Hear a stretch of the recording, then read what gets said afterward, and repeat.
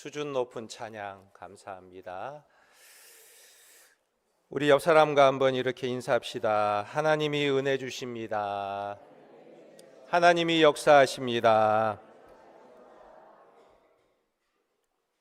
언젠가 MBC TV PD 수첩을 보니까 어떤 산모가 자기가 낳은 아이를 비닐봉지에 담아서 쓰레기통에 버렸습니다.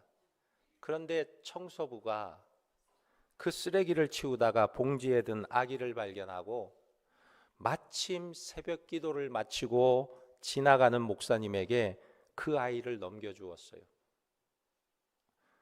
그래서 이 목사님이 갓난아기를 주워가지고 병원으로 데려가서 살린 후에 자기 집에 데리고 와서 기르기 시작하는데 마땅한 이름이 없어서 이 아이의 이름을 이렇게 지어 주었습니다. 그 이름은 김봉지. 봉지에서 살렸다고, 성은 자기 성을 따고 이름은 봉지. 그것을 보고 PD 수첩 관계자가 이 목사님에게 이렇게 표현했습니다. 이 아이는 참 재수가 좋네요. 그러자 목사님이 이렇게 말했어요. 재수가 좋은 게 아니라 하나님의 은혜이고 은총입니다. 그랬습니다.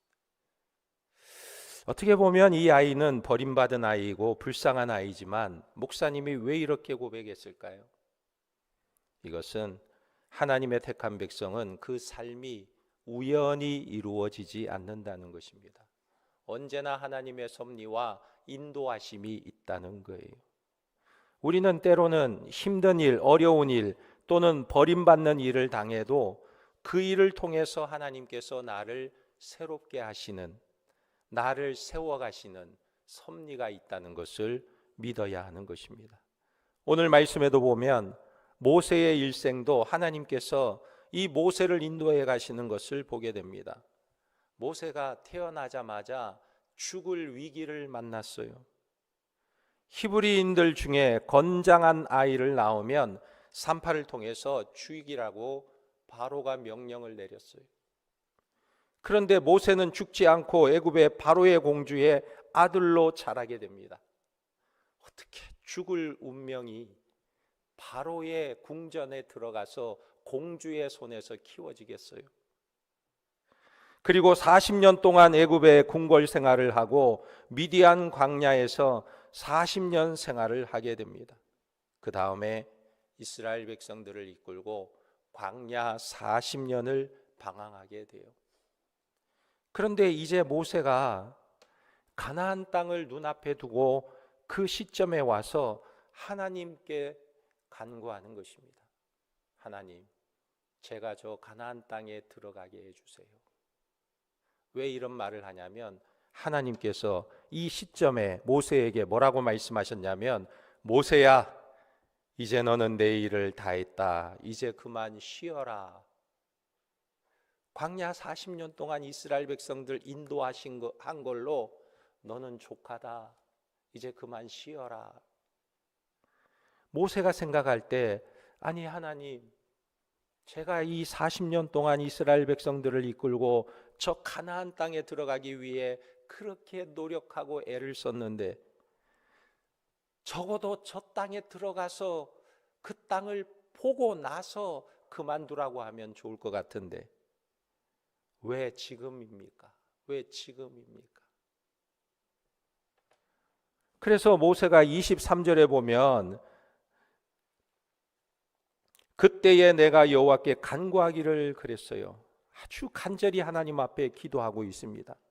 그리고 25절에 뭐라고 말하냐면, 구하옵나니 나를 건너가게 하사 요단 저쪽에 있는 아름다운 땅, 아름다운 산과 레바논을 보게 하옵소서 하되, 이렇게 구하고 있어요. 좀 보고 싶다는 거예요. 40년 동안 그 땅을 바라보고 왔는데, 40년 동안 그 땅에 들어가기 위해서 왔는데, 그거 좀 보고 그만두면 안 되겠습니까? 그런데 하나님께서 모세에게 이렇게 말합니다. 26절에 내게 이르시기를 그만해도 족하니 이 일로 다시 내게 말하지 말라. 그리고 27절에 뭐라고 말하냐면, 너는 이 요단을 건너지 못할 것임이니라 그랬어요. 모세의 입장에서 간절히 하나님 앞에 기도했는데 하나님께서 이제 그만 구해라, 이제 그만 기도해라, 그만하면 족하다, 여기서 멈춰라 말씀하시는 것입니다. 이렇게 말씀하시는 것이 모세의 입장에서 얼마나 섭섭하겠어요. 40년 동안 저들과 동고동락하면서 그 백성을 이끌고 젖과 꿀이 흐르는 가나안 땅을 바라보며 달려왔는데 그것을 이제 눈앞에 두고 멈추라 하시니 얼마나 억울하겠습니까? 여러분, 이런 경우에 우리 같으면 어떻게 하겠어요? 하나님 억울해요, 이럴 수가 있습니까? 저 땅만 바라보고 왔는데, 저 땅만 바라보고 40년 동안 광야길을 걸었는데 들어가 보고 그만두라고 하시지 왜 보지도 못하게 합니까? 이렇게 말할 수 있습니다. 그런데 우리가 오늘 말씀을 통해서 우리가 어떤 자세를 취해야 할지 성경은 우리에게 분명히 말씀하고 있어요. 26절에 여호와께서 너희 때문에 내게 진노하사 내 말을 듣지 아니하시고 내게 이르시기를 그만해도 족하니 이 일로 다시 내게 말하지 말라 그랬어요. 하나님과 사람 앞에서 마음 상하지 말라는 거예요. 하나님께서 모세에게 모세야, 너의 입장에서는 좀 억울하겠지만 그러나 내 앞에서나 사람 앞에서 마음 상하지 말라, 억울한 표현하지 말라, 화를 내지 말라 말하고 있는 것입니다. 오늘 우리가 읽은 말씀에 보면요, 여호와께서 26절에 너희 때문에 진노하사, 모세가 이렇게 표현하고 있어요. 지금 모세가 무엇을 말하고 있냐면 내가 저 가나안 땅에 들어가지 못하게 된 것은 바로 너희들 때문 아니냐. 누구예요? 이스라엘 백성들. 너희들 때문에 내가 지금 못 들어가게 되었다, 이렇게 표현하고 있는 것입니다. 너희들이 원망과 불평만 하지 않았어도 내가 화를 내지 않았을 것이고, 너희들이 정말 원망하고 불평만 안 했어도 내가 반석을 2번 치지 않았을 텐데 너희들 때문에 내가 너무 속이 상해서 화를 냈더니 하나님께서 이제 나보고 가나안 땅에 못 들어간다 말씀하시니 너희들 때문이야, 너희들.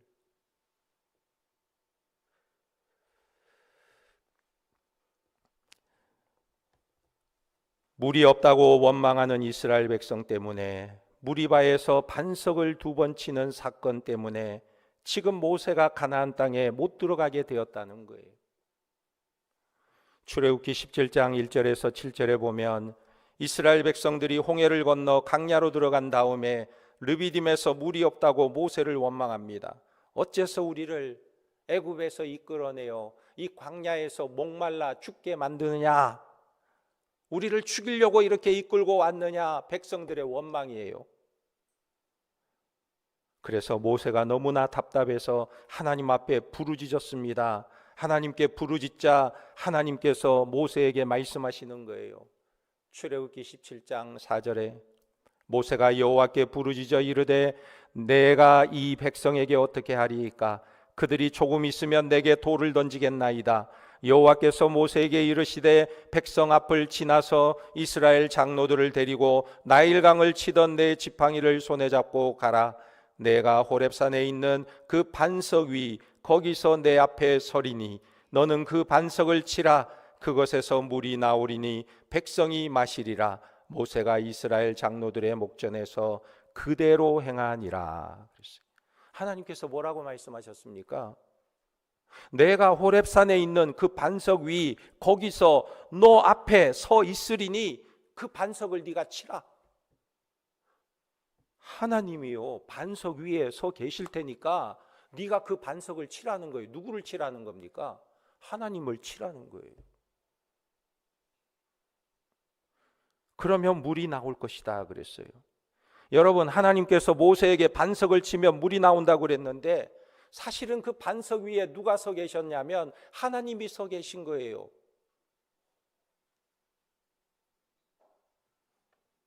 하나님이 내가 그 반석 위에 서 있을 테니까 네가 그 반석을 쳐라.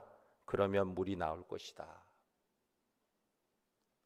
지금 모세는요, 그 하나님 앞에 서 있는 거예요. 그런데 그 반석을 칠 때 물이 쏟아져 나온 것입니다. 그래서 고린도전서 10장 1절에서 4절에 보면 바울이 이렇게 해석하고 있어요.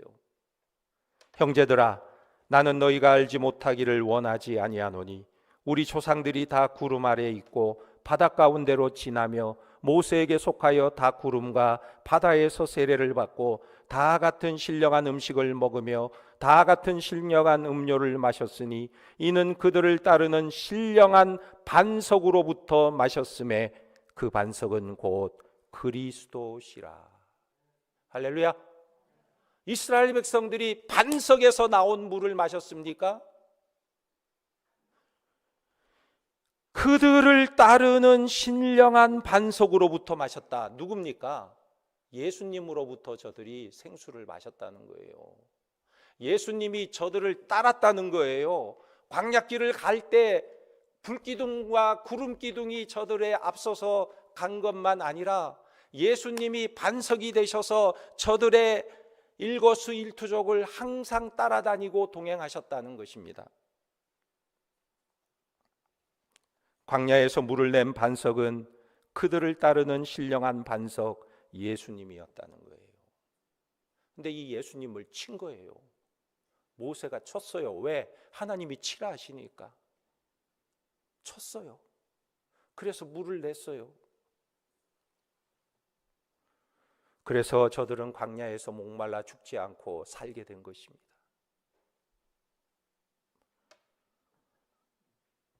그래서 이스라엘 백성들이 이것을 알았더라면, 깨달았더라면 광야에서 목이 마르다고 원망하거나 불평하거나 차라리 애굽에서 나오지 말걸, 우리를 목말라 죽이려고 이곳으로 인도했느냐, 이런 불평은 하지 않았을 거라는 거예요. 그런데 문제는 그 당시에는 이스라엘 백성도 깨닫지 못하고 모세도 깨닫지 못했다는 것입니다. 예수님이 저들을 따라다니고 계셨다는 것을 깨닫지 못했어요. 그래서 모세가 이스라엘 백성들을 향해서 화를 낸 것입니다. 너희가 어찌하여 나를 돌로 치려 하느냐? 내가 내 마음대로 너희를 인도한 게 아니라 하나님의 말씀을 따라 인도했는데 왜 물이 없다고 나를 죽이려고 하느냐? 화를 냈어요. 또 이스라엘 백성도 이걸 몰랐기 때문에 모세를 향해 원망의 소리를 질렀어요. 그래서 민수기 20장 1절에서 12절에 보면 40년이 지난 후에 이스라엘 백성들이 또 물 때문에 모세를 원망해요. 40년 전에 반석을 쳐서 물을 내줬는데 40년이 지나고 나서 또 물이 없다고 모세를 원망할 때 하나님께서 모세에게 뭐라고 말씀하시냐면, 모세야, 너가 저 반석을 향해서 명령해라. 그럼 물이 나올 것이다. 민수기 20장 10절에 보면 모세와 아론이 회중을 그 반석 앞에 모으고 모세가 그들에게 이르되 반역한 너희여 들으라. 우리가 너희를 위하여 이 반석에서 물을 내랴 하고 모세가 그의 손을 들어 그의 지팡이로 반석을 2번 치니 물이 많이 쏟아 나오므로 회중과 그들의 짐승이 마시니라. 여호와께서 모세와 아론에게 이르시되 너희가 나를 믿지 아니하고 이스라엘 자손의 목전에서 내 거룩함을 나타내지 아니한 고로.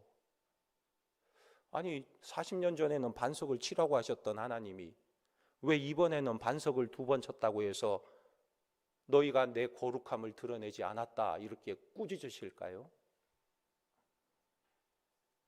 모세의 어떤 행위가 그렇게 하나님의 거룩함을 드러내지 못하는 행위였을까요? 그것이 바로 화를 내면서 반석을 2번 친 행동이 하나님의 거룩함을 드러내지 못한 거예요. 왜 이게 문제가 되냐면 하나님께서는 분명히 모세에게 이스라엘 백성들이 물을 달라고 불평할 때 민수기 20장 8절에 보면 이렇게 말했습니다. 지팡이를 가지고 내 형 아론과 함께 회중을 모으고 그들의 목전에서 너희는 반석에게 명령하여 물을 내라 하라. 반석을 치라 했어요? 명령하라고 그랬어요? 명령하라고 그랬어요. 두 번째에는 치라고 말하지 않고 명령하라고 그랬어요. 명령만 하면 물이 나올 것이다. 그 반석에게 명령만 하라. 누구에게 명령하는 겁니까? 사실 반석이신 예수님에게 부탁하는 거예요. 물 좀 내주세요, 예수님. 명령만 하라는 거예요. 그런데 모세가 그 말을 듣지 않고 백성들 때문에 화가 난다고 반석을 2번이나 쳐버렸어요. 2번이나. 누구를 친 겁니까? 예수님을 친 거예요.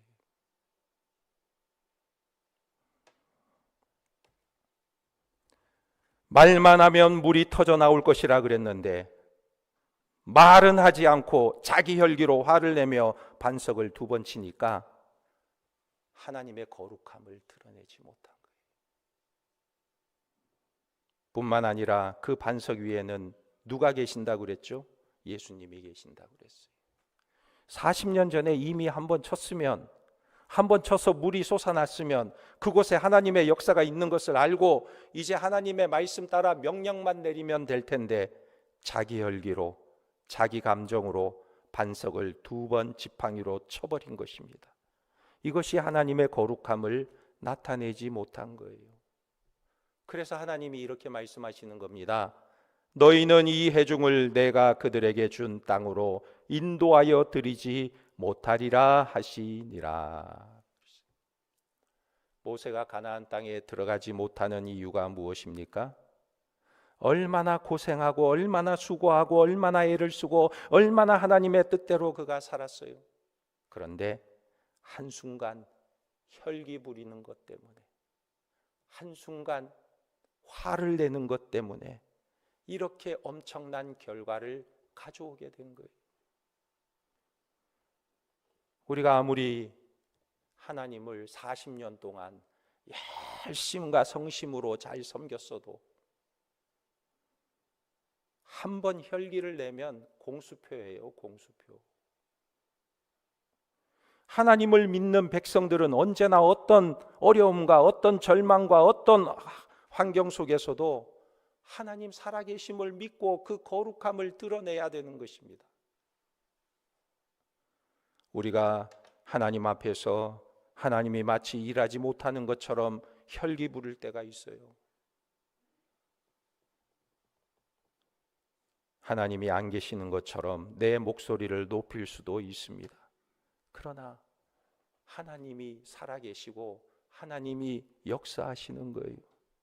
모세가 하나님의 명령 따라 말씀하지 않고 지팡이를 2번 침으로 인해서 하나님의 거룩하심을 없애버린 것입니다.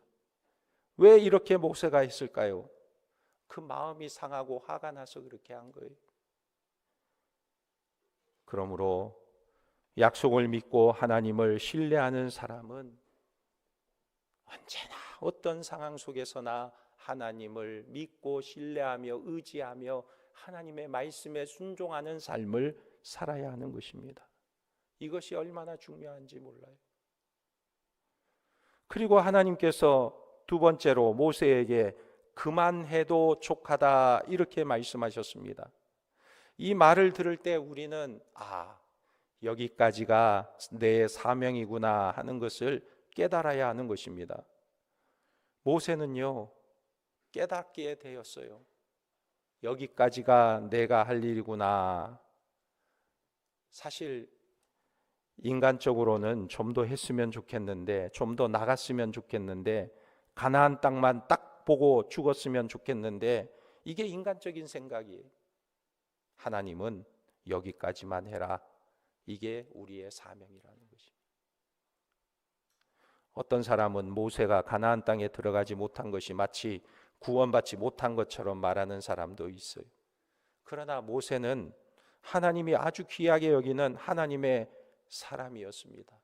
가나안 땅에는 들어가지 못했지만 하나님께서 여기까지만 해라 그래서 여기까지 멈추게 되었지만, 그러나 그는 하나님이 예비하신 천국에 들어간 사람이에요. 그러니까 사명을 받은 사람은 사명 따라 하나님께서 일을 주면 하고 그만하라 그러면 멈추는 것입니다. 여러분 드라마를 보다 보면요, 드라마가 너무너무 재밌어. 너무너무 재밌으면 이제 마지막 종편을 하게 되면 너무 아쉽잖아요. 좀 더 길었으면, 좀 더 이어졌으면. 그런데 아무리 배우가 원해도, 아무리 시청자들이 원해도 작가가 여기서 그만하면 끝이에요. 그것은.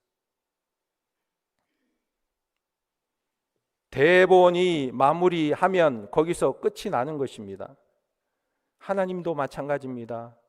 우리의 사명이 여기서 족하다 그러면 그만두는 거예요. 예수님께서 변화산에서 만난 사람을 보니까 대표적인 사람이 모세와 엘리야입니다. 그러니까 이 모세는요, 거기까지 사명을 마치고 어디로 갔어요? 하나님 나라로 간 거예요. 하나님 나라로. 하나님께서 인도해 주셨습니다. 이스라엘 백성을 데리고 40년 동안 광야를 통과해 오느라 모진 고생을 다한 이 모세를 하나님께서 겨우 반석 2번 친 것 때문에 못 들어가게 할 일은 없는 거예요.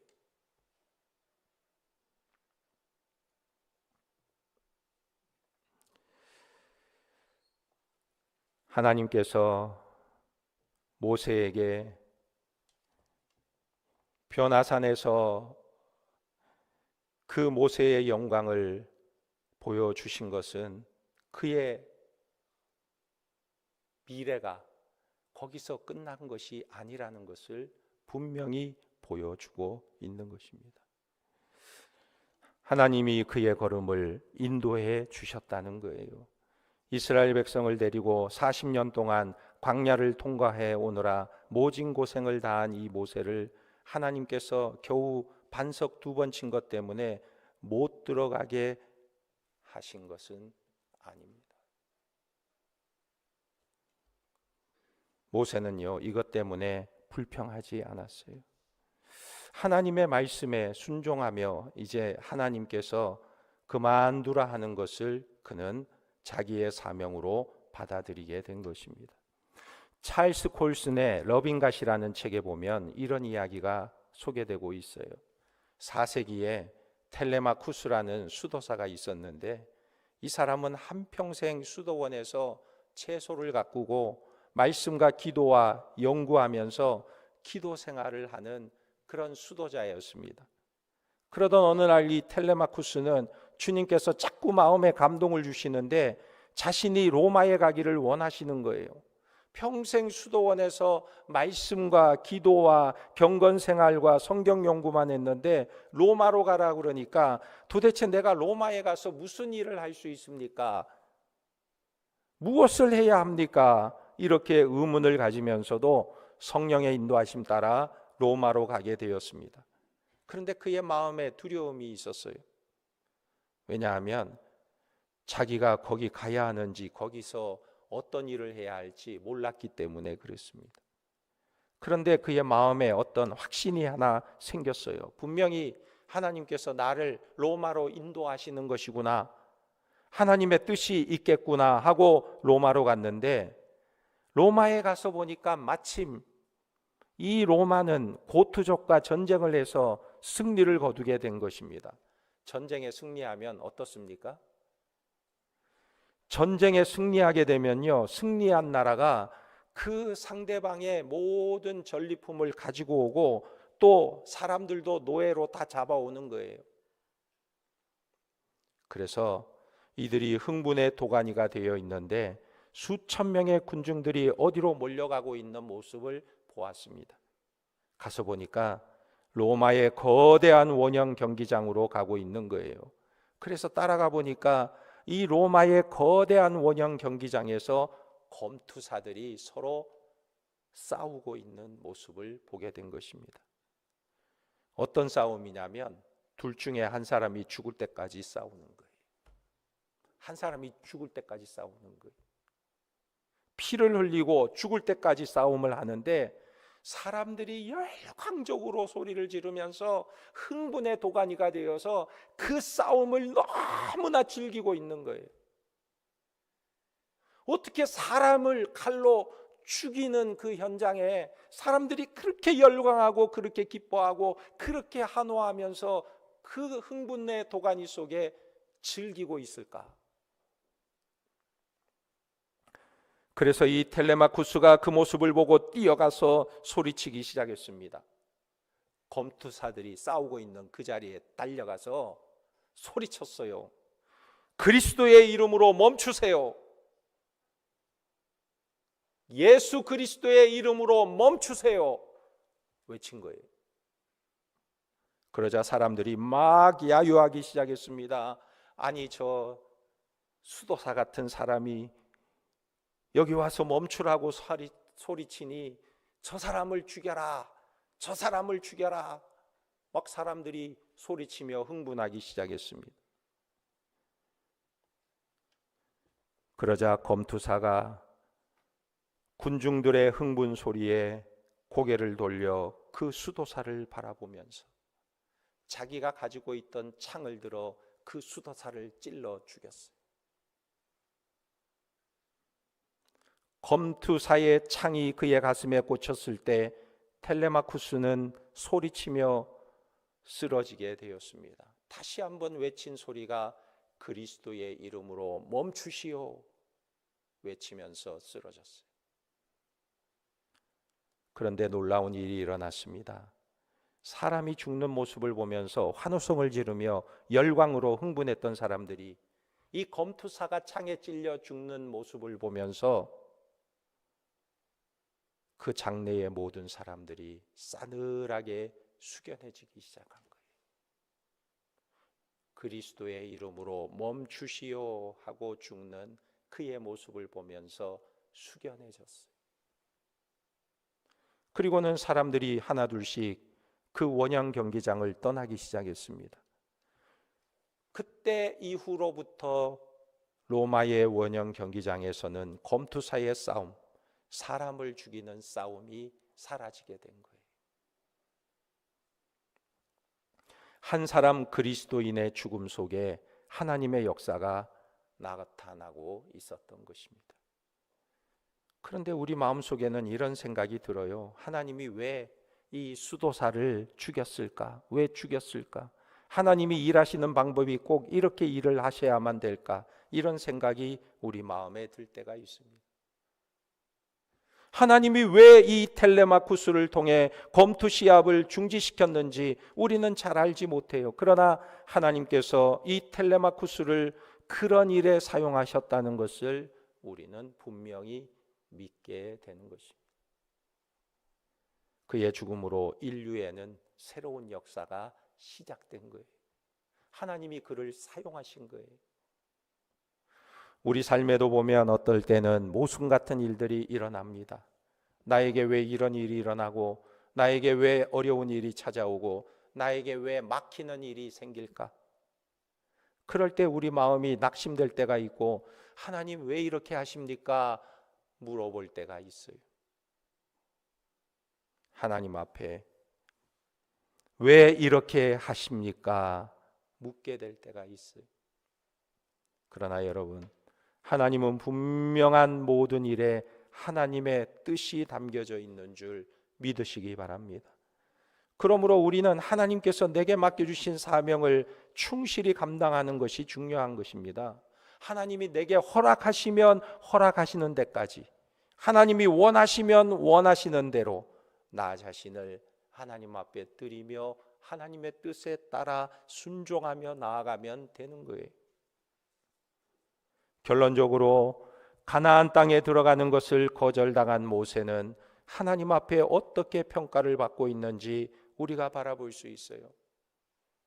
신명기 34장 10절에서 12절 말씀에 보면 그 후에는 이스라엘의 모세와 같은 선지자가 일어나지 못하였나니 모세는 여호와께서 대면하여 아시던 자요 여호와께서 그를 애굽 땅에 보내사 바로와 그의 모든 신하와 그의 온 땅의 모든 이적과 기사와 모든 큰 권능과 위엄을 행하게 하심에 온 이스라엘이 이스라엘의 목전에서 그것을 행한 자이더라. 여러분, 하나님께서 뭐라고 말씀하고 있어요? 다시는 이 모세와 같은 자가 일어나지 않을 것이다. 모세의 온유함이 온 지면에 승하다 말씀하고 있어요. 비록 반석을 2번 쳐서 가나안 땅에 들어가지 못하고 거기서 족하니 거기서 모든 것을 마치고 하나님께 부름을 받았지만 하나님께서 그동안 40년의 그의 모든 삶의 여정을 이렇게 평가하고 있는 것입니다. 여러분, 우리가 이 세상에서 성공하는 삶이 무엇일까요? 그것은 하나님께서 내게 원하는 그 삶을 하나님의 뜻 가운데 살아가는 것이 가장 성공적인 인생인 것입니다. 오늘 우리가 우리의 삶을 인도하시는 하나님의 뜻 앞에 우리의 삶을 온전히 쳐서 복종하며 드리며 나아갈 때 하나님께서 우리에게 복을 주실 뿐만 아니라 땅을 차지하는 온유한 자들이 될 줄 믿습니다. 그런 믿음의 백성들이 되시기를 예수님의 이름으로 축원합니다. 아멘. 기도하겠습니다. 하나님 아버지, 우리의 삶을 하나님이 인도하시고 섭리하시는 줄 믿습니다. 광야 같은 인생길을 달려갈 때 우리 예수님께서 늘 동행하시고 불기둥과 구름기둥으로 함께 하시는 줄 알았는데 하나님이 함께 동행하셨습니다. 반석에서 물이 없는 줄 알았는데 우리 하나님이 그 반석 위에 서 계셨습니다. 언제나 이스라엘 백성과 동행하신 하나님, 우리가 그것을 보지 못하면 원망과 불평과 염려와 걱정과 두려움에 사로잡힐 수밖에 없지만 하나님이 언제나 나와 함께 하신다는 사실을 확신하고 모든 안경을 하나님의 뜻에 맡기며 하나님이 주신 사명을 감당하는 믿음 있는 자들이 되도록 인도하여 주시옵소서. 예수님의 이름으로 기도하옵나이다. 아멘.